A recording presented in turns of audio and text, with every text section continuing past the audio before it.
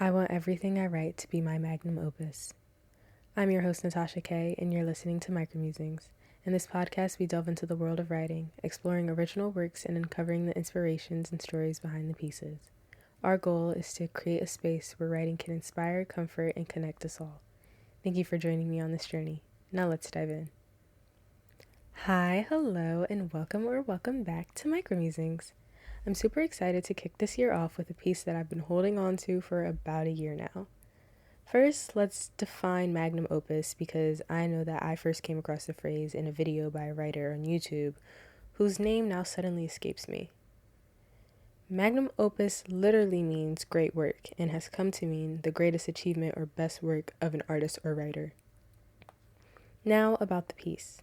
It's greatly inspired by a book of the same title called Coming of Age as a Poet by Helen Vendler.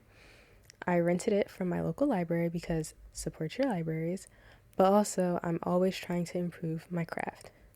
Vendler equates finding one's style as a writer to becoming an adult and explores the concepts of writing a perfect poem by reviewing John Milton's L'Allegro, John Keats on first looking into Chapman's Homer, T.S. Eliot's The Love Song of J. Alfred Prufrock, and Sylvia Plath's The Colossus.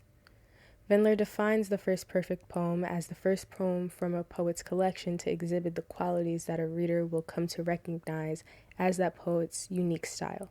It's a great read in my opinion, and I truly do recommend, especially if you like the work of the poets she examines. Personally, I don't think that I've hit that point in my writing yet where a reader would be able to identify me by certain characteristics. I think I have a specific voice, but it's still developing as I continue to hone my craft and read various works to broaden my vocabulary and overall study the art of writing.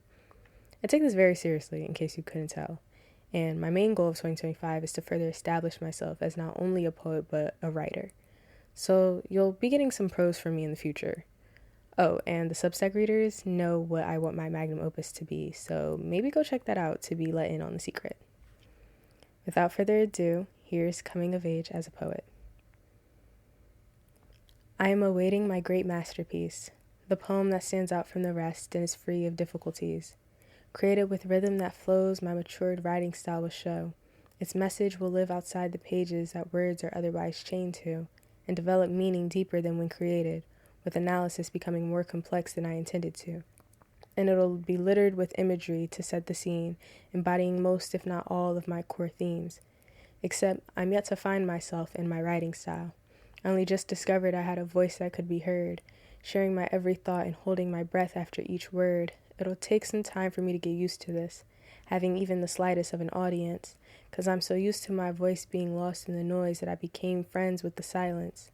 Speaking barely above a whisper, afraid of actually being noticed, I long for when I'll scream from rooftops with no desire of being observed, and so confident in the usage of each term. Satisfied with my newfound expression, I'll articulate everything, not just my depression, when I finally find my writing style.